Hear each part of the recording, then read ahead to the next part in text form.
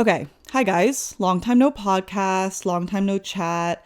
I guess it's just because I've been traveling, slash, like, a bit all over the place. I'm always a bit all over the place. But I wanted to do one last sit down before the end of the year. And I'm not gonna lie, I don't like script my episodes, but I usually have like a general kind of like framework for what I'm gonna talk about, just so that the topics kind of flow and I don't ramble too much. But this time I really have not planned at all. I'm legit just like gonna sit down and yap. Also, I've been getting some questions like, where did your perm go? I got my bangs, right? And then I think when I have bangs, I tend to heat style my hair more. It's like not humid anymore, it's winter. So now my heat styling actually like works and lasts. So this is what my perm looks like now. It is definitely relaxed a bit because I've been using heat on my hair, but it's still pretty. I can still air dry my hair and have it look much better than it used to with my natural wave. Okay, what are some topics we should cover? Well, first I wanted to talk a little bit about solo traveling, because I got a lot of questions about that, like in my DMs and in the comments that were like, oh, I've always been like so scared of solo traveling. Like, what are your tips? And I mean, I've talked about like being an introvert before. I think me just loving to be alone, I don't know that I have like a hack for that. That's just like some people are like that and some people aren't. In terms of like, I don't know, strategically how to travel alone, I just go to like very safe places. Like Vietnam is very safe. Also, when I travel, like I'm not really trying to like drink or go out. I basically will like eat dinner and then come home right after. So I don't really find myself in a lot of like unsafe situations. Yeah, I don't know. Like there's nothing that I really do planning wise to accommodate for the fact that I'm traveling alone besides just like picking my location.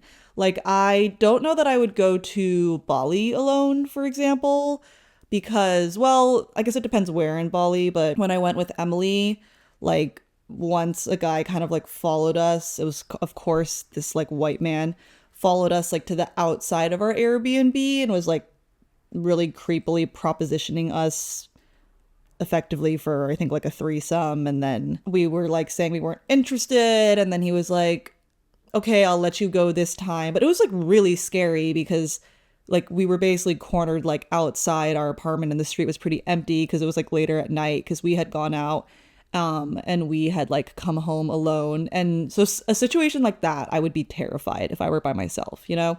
So I feel like I just try to pick locations. Obviously, unsafe things can happen anywhere, but like I really don't worry about something like that happening in Vietnam. And I think other than that, like picking countries where like you do speak the language. Obviously, I don't speak Vietnamese, but like in China, you know, I feel okay, or like in English speaking countries or like European countries where like enough people speak English. Just, you know, like not putting yourself in situations where like you might be alone with one person. I feel like with Ho Chi Minh, it's very much like New York City, where the streets are always like super crowded. And I guess that's like my one tip. I stay in like really well populated areas. So I'm never going to be in a scenario where I'm like alone with a stranger. I don't have a lot of advice to give on this front because I don't think I'm like a truly experienced and strategic solo traveler. Like those people who like backpack across Europe alone. I'm like, I don't know how you do that because as a woman, I would be really scared for my safety. But I just do like very short, very simple, very chill solo trips. And it will literally be in like one or two cities that are very safe, you know? But the thing about that trip, I don't know, recently, like something I've been thinking about a lot, both like romantically and non-romantically, is like to what degree I truly enjoy being alone and why. So in terms of like from a friendship angle, I I guess like my hope when I spent like a long time alone in Asia is I was like, oh, like of course, even though I'm an introvert, like I want to see people and I want social interactions. If I spend a really long time alone, I'll get to a point where I'm like, oh, like I really do like miss and crave like seeing my friends. And I actually spent longer alone than I expected because, I mean, if you watch my China vlog, there was this like whole situation with my visa and I ended up not traveling with my family. and I was just like basically hanging out in Guangzhou alone. My aunt was there for like some portion of it, but I was basically like going around the city by myself.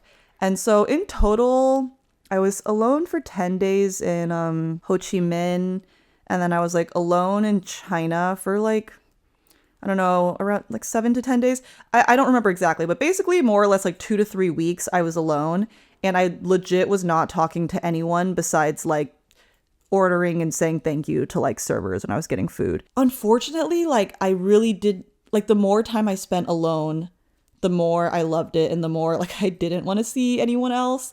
And I, the thing is, like, if it was just as simple as like I'm an introvert, then it'd be like, okay, case closed, like no need to like dissect why. But I do feel like as much as like my introversion factors into it, there's kind of something else going on because I do always like listen to a podcast. Like I am, like simulating having human company. I just don't have to like talk back. I just like to like hear people converse, and I feel like that honestly kind of fills my like socializing quota. And I think it's a lot of things.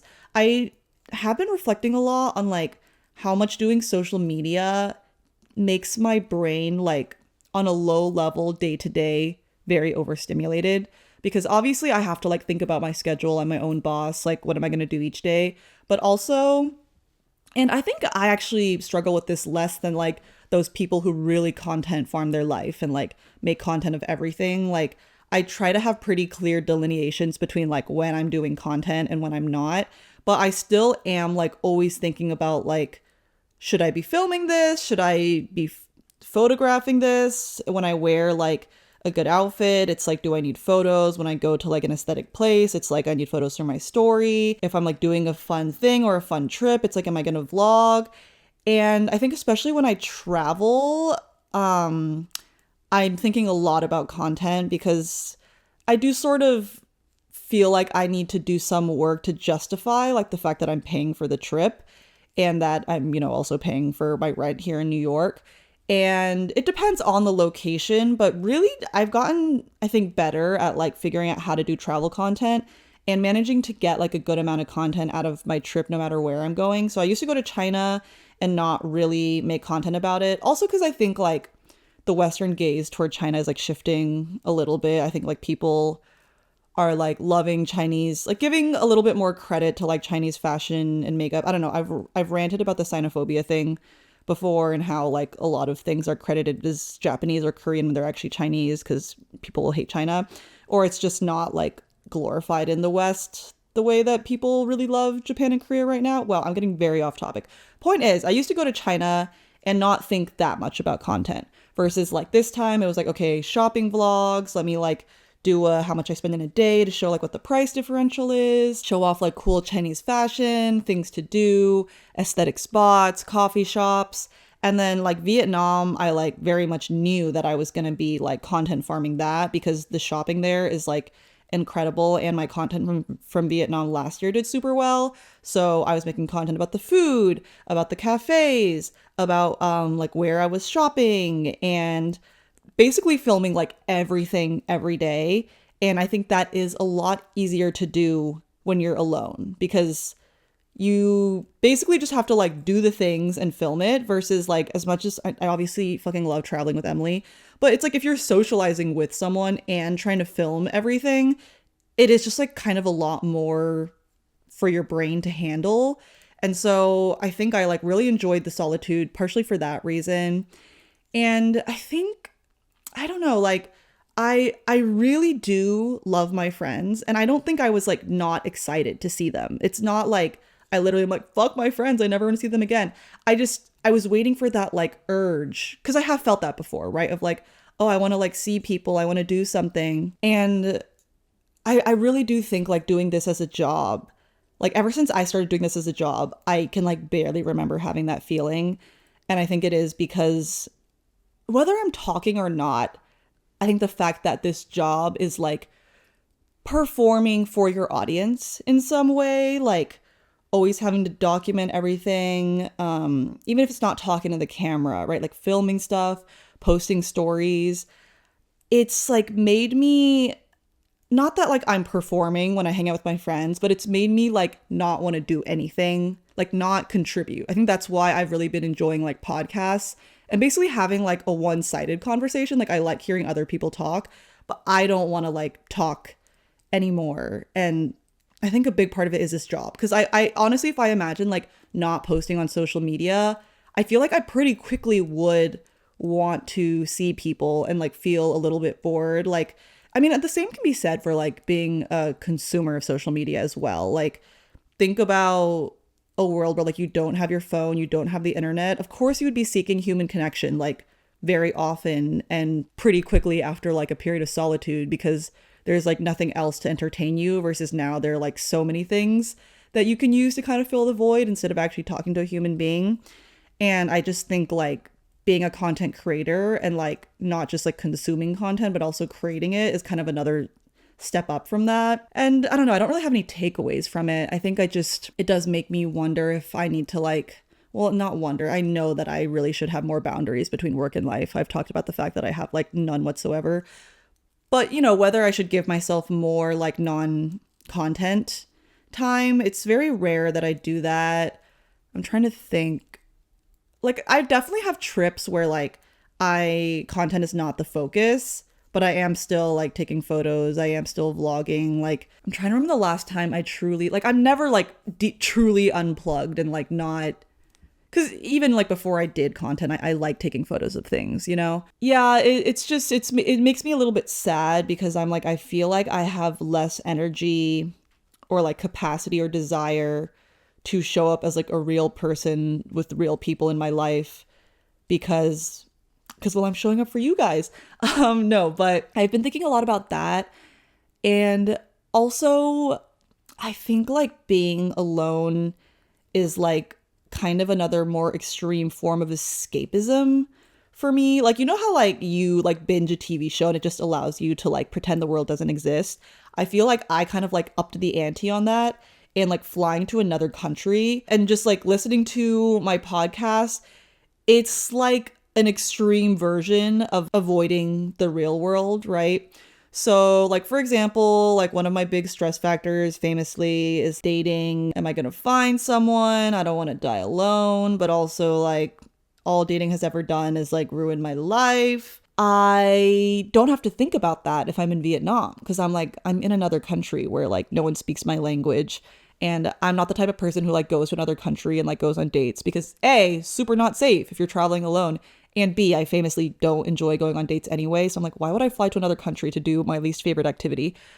But when I'm in Vietnam, I can be like, all I have to do is like film, like do my job, and then like go out and like see the city and like see these cafes and like do what I love to do. And I really don't have to think about anything else. And on another level, it's not like my friends trigger me. That's not what I'm trying to say. But I think interacting with other human beings does kind of remind you of the real world. So it's not like I hang out with my friend who has a boyfriend and I'm like, oh my God, that like triggered me so bad because I'm so sad and I want a boyfriend. Actually, that used to happen to me in my early 20s. But it's more just like interacting with them reminds me of this thing that I'm trying not to think about and that I'm like trying not to stress about.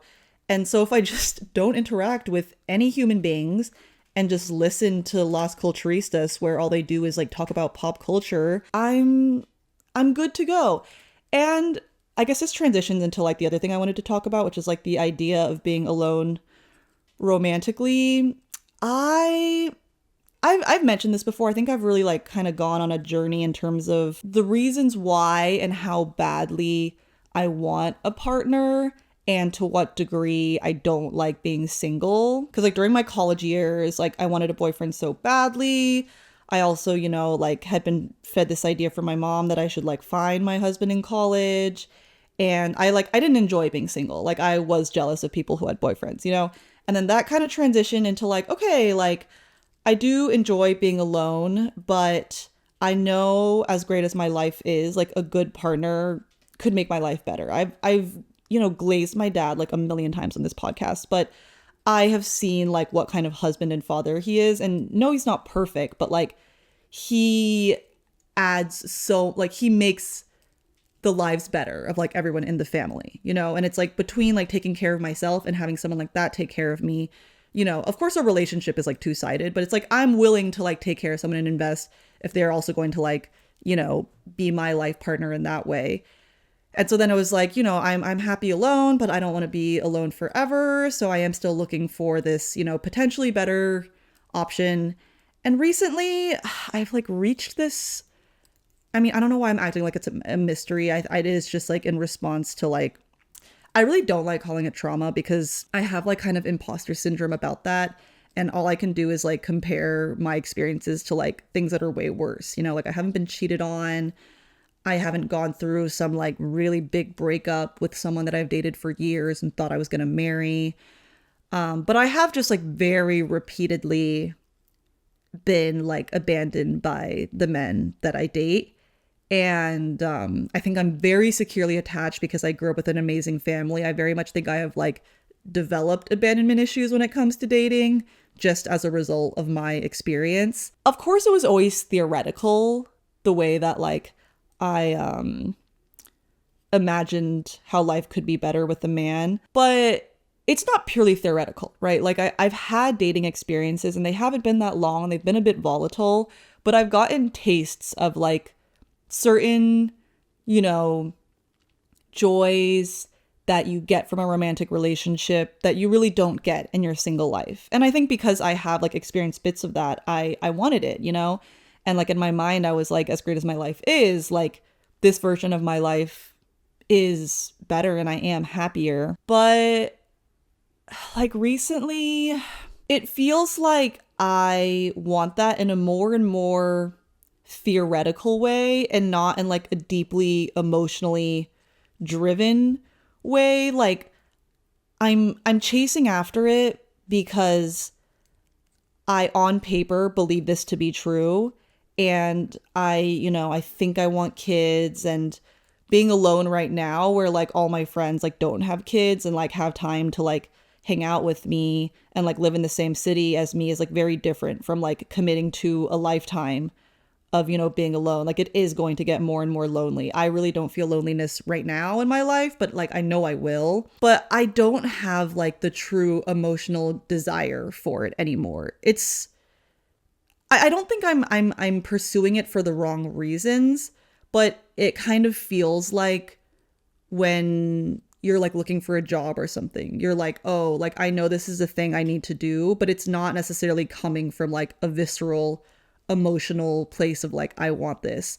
And that's kind of how dating has been feeling for me. I don't think it's a problem, right? I think it is just because I am so sick of like having an otherwise amazing life, trying to find this one thing to make my life better, and then having it just completely like destroy my mental health and have to go through the cycle of getting back on my feet and like becoming a functional, happy person again. And, you know, I've gotten better at that. Like I am on antidepressants, which have helped a lot. And I've definitely shortened like the lead time of like how long it takes me to move on from something like that. But I am just like sick of going through that cycle. And so naturally, the idea of pursuing this like more and more doesn't seem as compelling, because I am so familiar with like what happens when it doesn't go my way. And I don't know, a lot of people like call me like a bit of a defeatist or like overly negative when it comes to dating, which like I get why they say that. But I also don't think I get enough credit for the fact that I am still pursuing this thing. Like, and I think I credit a lot of it to my parents' marriage and the fact that the prime example of like marriage and family that I grew up with is like so healthy and so beautiful and something that like anyone would aspire to. And for that reason, like I still have this fundamental belief that like this thing can be good and can make me happy, but it's like not at all my experience. And so I'm like, guys, like I think everyone should be proud of me for the fact that I'm even still believing in the possibility it can go right for me, and I'm still trying and I'm still putting myself out there, because like it's not easy. I guess the original point I was trying to make is, you know, when I've made a lot of content about like how great it is to be single, right? And sometimes I get like comments from like semi-incels who are like, it's giving copium. I had to look that up because I'm a boomer, I guess. It's like opium and coping. So it's like something you like tell yourself just to like cope with things, but it's not necessarily what you believe. And there definitely was a period of my life where I was like preaching being alone. Not like I didn't believe it, but in a slightly coping way of like, you haven't found the right person, so here's how to like feel better about the situation you are in. But recently, like, I've truly like wanted to be alone, not because that's kind of my only option, but because I don't know, like even in the last like dating experience I had, I think it's very easy for people to be like, oh, like once you're actually in it, you'll get it, right? Like you want to see this person all the time and like they will become like everything in your life. Because I always say like I can't imagine like waking up and like a man being next to me and like why is a man in my house? And like I've said like I do not want to see my boyfriend every day. And they're like, no, like once you actually like someone, it'll be different. And I'm like, no, I like fairly recently have had the experience of really liking someone, but like by like the third day in a row where he was in my home, it was like why are you here? Like I still want to have my life, you know? And then obviously like I also experienced like how much work it is to be in like, it wasn't a relationship, but you know, I was like reminded of like how much extra time and effort and like I'm clearly already running low on my social battery, like how much more I have to give. And I do think obviously like, you know, ideally you're like looking for a relationship that gives you like a lot of emotional stability, but I do think it comes with higher highs and lower lows because like those like moments that you like of like intimacy and like love, or I don't know, I don't think I've been in love, but you know, that you share with like a romantic partner, it is this like level and like type of joy that you don't get in your normal life. But you also are putting your emotional, I don't know, situation, like mood, place, you are in some sense like handing that to another person. And of course, my experience with that has been like very negative because I think I've had a lot of people being very hot and cold with me or like coming in really strong and then pulling away, and I can feel them pulling away. And it really triggers like, not that I think I'm anxiously attached, but it triggers like that kind of psychology in me. But even like in, I think, a healthy relationship, like, you know, like someone can like say or do something, your partner, that like puts you in a bad mood. I think I'm just like in a place right now where I am like seeking stability and like just like I just was about to say the word stability again. Apparently I can't think of another word for stability. I don't need really high highs. I'm just sick of the low lows, and I just want things to be okay. I'm like, I don't need to feel these great joys and like, yeah, it would be awesome to have like a guy tell me I'm pretty and cook for me and bring me flowers, but like I would rather cook for myself than give someone the power to, you know, like fuck with my feelings. And this happened last time I talked about, or not last time, I talk about dating all the time, but like I think I did an episode when I turned 27 where I talked about like confessions of like being a single 27-year-old. And because I talk about this, people are like, oh, it seems like you're really like afraid of being vulnerable and you need to like do that healing. And but like what I think didn't fail to what I failed to communicate in that episode is like all those feelings are very much like, I don't think I get triggered by nothing. Every time I get those feelings, it is because they're pulling away and it is because something is wrong. And I think it's certain types of people who like, you know, aren't consistent with me that make me feel that way. But when I meet someone who like does treat me well, like I am still very much comfortable. I'm not like, you know, I'm not like that like damaged girl where like I meet the guy who is good and I'm constantly like, I don't trust you. I think you're going to leave me. Like, if anything, I like bounce back really quickly, and like the next person I meet, I'm like, I trust you. Like, you act like you like me, so I think we're fine.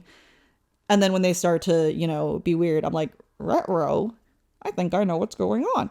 And so, you know, when I talk about this like fear of like someone fucking with my feelings, I'm not saying like I'm not in a place to date or like I can't open up to the right person, but it does just make it harder to feel motivated to seek out this thing because I am just like very aware of what it can feel like when this person doesn't end up showing up for you in the same way that they maybe did in the beginning. I don't know. It's natural because I think I've gotten tastes of like the good side of a relationship, but they've very much been tastes.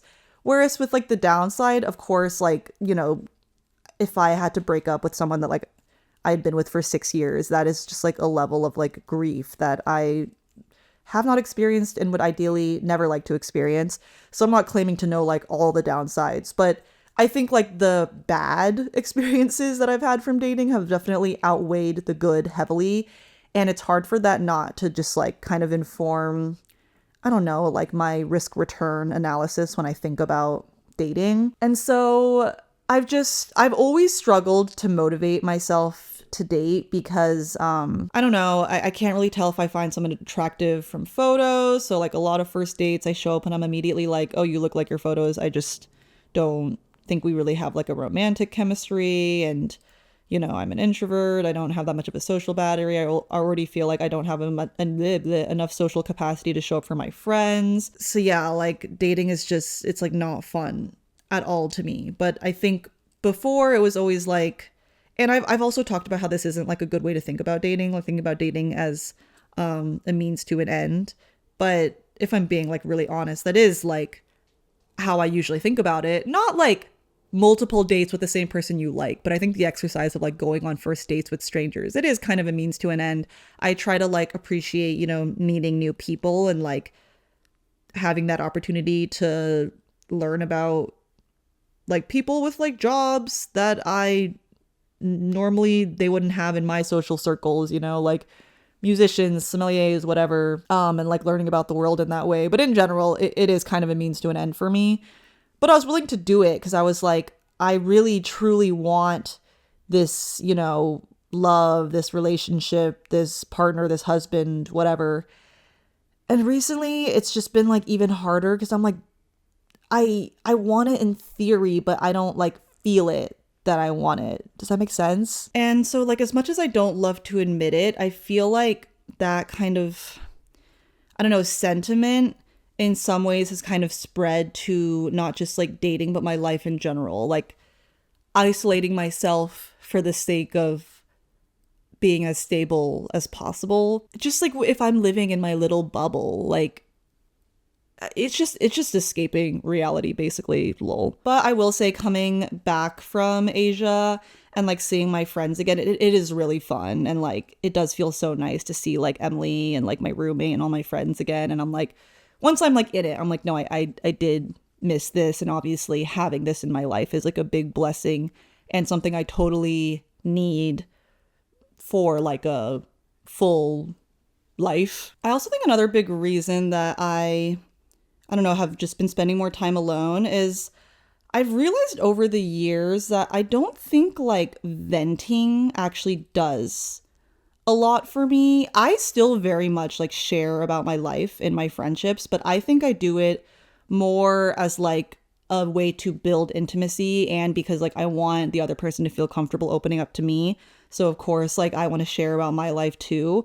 But it's like so rare that I'm actually in a place emotionally where I'm like, oh, I need to talk to someone to feel better. And I absolutely still do this. My roommate is like a really good person to like talk to when I'm like feeling something and she just like helps talk through stuff with me.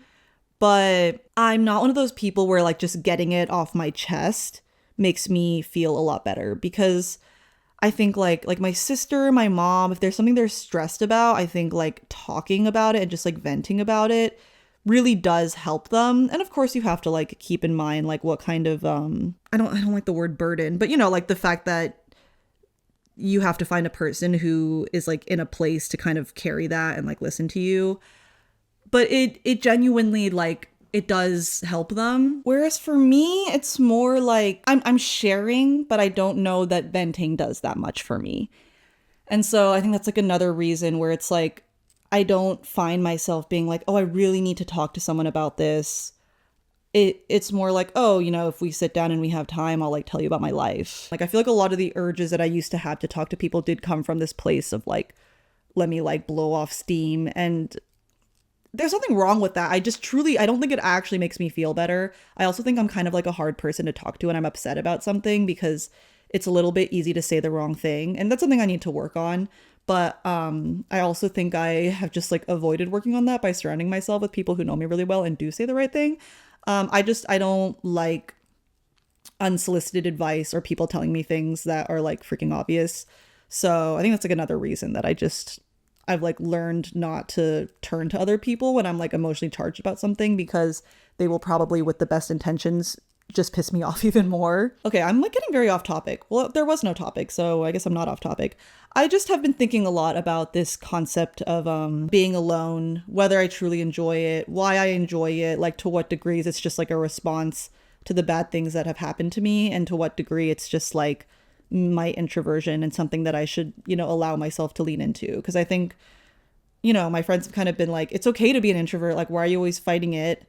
And I'm like, part of it is because like I am jealous of my extrovert friends. Like, it's very much, pros and cons, right? Because I think if you're an extrovert, like going into a weekend and not having it be full of plans and like being sad about that, like that sounds really hard. Like I go into a weekend with no plans and I'm like, oh my fucking God, I'm so excited. Let's go, and like I don't have to rely, I guess, on other people to kind of fill that void for me. But at the same time, I feel like I really struggle where it's like, if it were up to me, I would have like literally 3x the social battery that I have.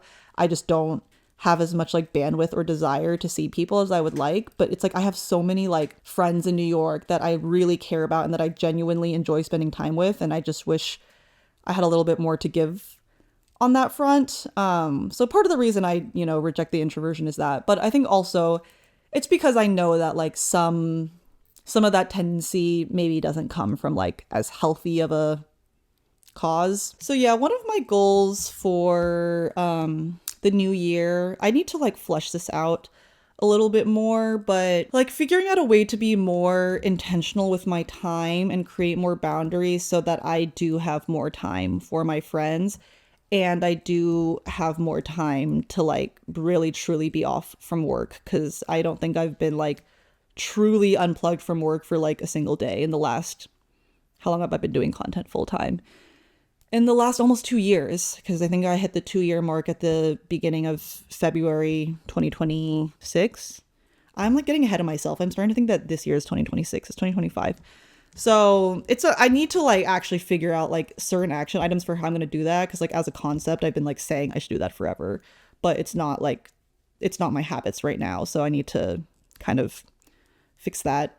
But I will say I think my boundaries around like work have actually gotten better. So directionally, I'm doing okay. My past few podcast episodes have been getting way too long, so I'm going to leave it at that. But I would love to hear in the comments what your resolutions for the new year are, your thoughts on like being alone, being introverted, being extroverted, why you're afraid of solo traveling. And yeah, I am hoping everyone has a good holiday season. I know it can be like a hard time for a lot of people, depending on like your relationship with your family. I have a great family and I was still like maybe the most depressed, not the most depressed, but like one of the most depressing periods of my life was the holidays last year. Not because it was the holidays. I'm just saying that like the holidays aren't necessarily going to be fun. So I just hope everyone gets through it. And I mean, of course, like the new year and like the fresh start's very arbitrary. You can give yourself a fresh start whenever you want. But I appreciate like the demarcation.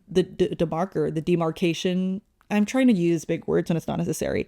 Just the tradition of having a fresh start around it. I think it'll be good.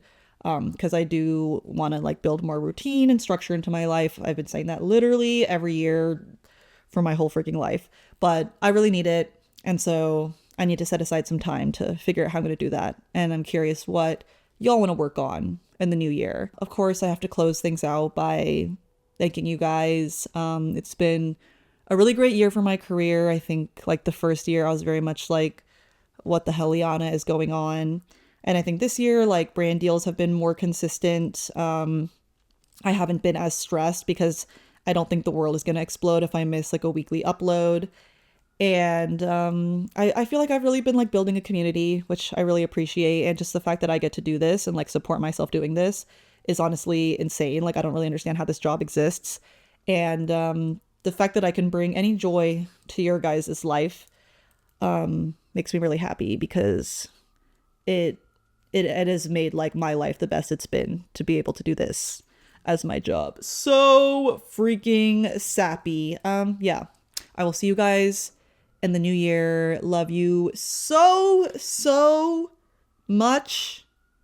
Peace out. See you in the next one.